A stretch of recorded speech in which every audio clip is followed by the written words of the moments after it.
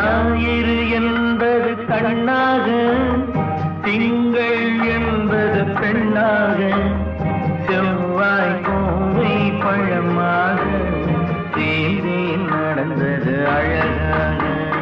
நேற்றைய பொழுது கண்ணோடு, இன்றைய பொழுது கையோடு, நாளைய பொழுதும் உன்னோடு, நிழலாய் நடப்பேன் பின்னோடு.